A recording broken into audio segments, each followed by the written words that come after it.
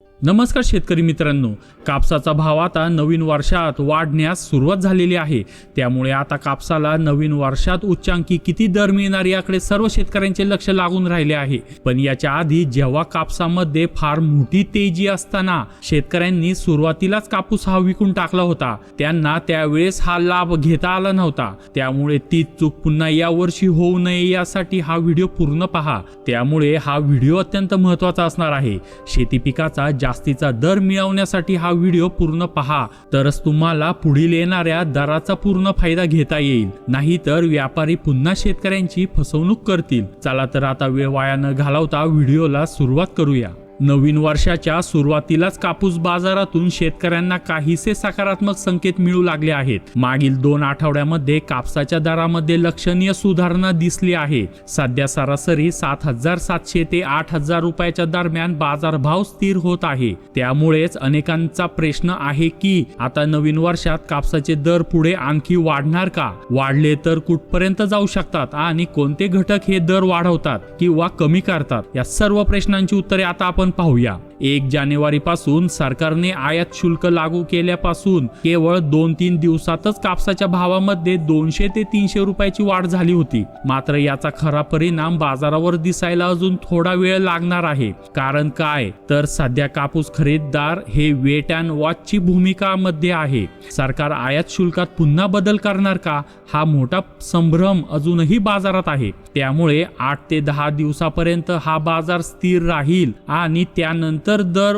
वास्तविकरित्या वर जाण्याची प्रक्रिया सुरू होणार आहे। हंगामाच्या सुरुवातीला 6,500 रुपयावर असलेले कापसाचे दर आता 7,700 ते 8,000 रुपयाच्या स्तरावर स्थिर झाले आहेत। पुढे हे दर वाढतील का? तर हो, परंतु शेतकऱ्यांनीही सध्या जरा संयम ठेवायला हवा। जसे खरीददार शांत आहेत तसेच पुढचा आठवडा शेतकऱ्यांनीही वेट अँड वॉच मध्ये ठेवावे। कारण कॉटन कॉर्पोरेशन ऑफ इंडियाचा मजबूत आधार असल्यामुळे भाव खाली येण्याची शक्यता जवळजवळ नाही। उलट सध्याच्या परिस्थितीत दर वाढण्याचे संकेतच अधिक आहे। कापसाचे दर वाढण्यामागील मोठा घटक म्हणजे उत्पादनात झालेली घट। तसेच मागील अंदाज 290 ते 292 लाख गाठींचा होता, परंतु प्रत्यक्षात हवामान आणि पिकाची स्थिती बघता उत्पादन 270 ते 275 लाख गाठीपर्यंत घसरण्याची शक्यता आहे। यामुळे सरकीची उपलब्धताही कमी होत आहे।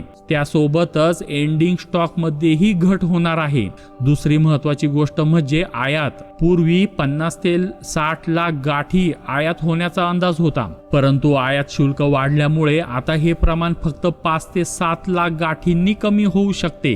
त्यामुळे देशांतर्गत बाजारावर एक प्रकारे उत्पादन आणि उपलब्धतेचा ताण येणार आहे। हे सर्व घटक सरकीच्या भावावर दबाव निर्माण करतात आणि सरकी वाढली की कापूस आपोआप वाढतो। आंतरराष्ट्रीय बाजारातही याचा परिणाम दिसतो आहे। आयातीचा खर्च प्रति क्विंटल साधारणपणे 500 रुपयांनी वाढला असून जागतिक मागणी आणि पुरवठ्याच्या अंतरामुळे इंटरनॅशनल मार्केटही मजबूत होत आहे। याचा सरळ फायदा भारतीय बाजाराला मिळतो। या सर्व परिस्थितीचा विचार जर केला तर पुढील 15 दिवसात कापसाचे भाव 8,500 रुपयाच्या स्तराला सहज पोहोचतील। काही ठिकाणी हे 9,000 रुपयापर्यंत जाऊ शकतात, पण 9,000 पेक्षा जास्त म्हणजे 10,000 किंवा 11,000 या दराची शक्यता अत्यंत कमी आहे। कारण जर दर खूप वाढले तर पुन्हा आयात वाढू शकते आणि मानवनिर्मित धाग्याचे दर सध्या कमी असल्यामुळे उद्योग त्याचा वापर अधिक करू लागले आहेत। त्यामुळे कापसाच्या दरांना एक मर्यादा आहे।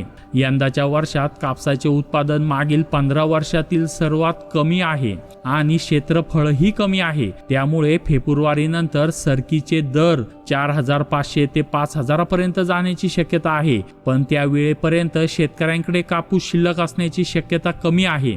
आता यामध्ये शेतकऱ्यांनी काय निर्णय घ्यावा ते पाहू। पुढचा आठवडा पूर्णपणे वेट अँड वॉच करा। CCIचा आधार आपल्याला मजबूत आहे। 16 तारखेपर्यंत रजिस्ट्रेशनची अंतिम तारीख वाढण्यात आलेली आहे।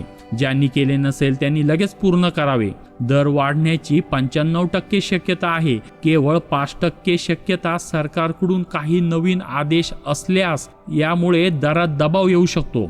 डॉलर मजबूत असल्यामुळे आयात स्वस्त नाही, त्यामुळे दर खाली येण्याची शक्यता कमीच आहे. शेतकऱ्यांनी 8,500 रुपये दर मिळाल्यावर विक्री करण्याचा विचार करावा. 9,000 मिळाले तर उत्तमच, परंतु त्यामुळे काही अपेक्षा ठेवू नये. अशाच वेळेवर आणि अचूक अपडेटसाठी चॅनलला आत्ताच सबस्क्राईब करा आणि बेल आयकॉन क्लिक करा. धन्यवाद.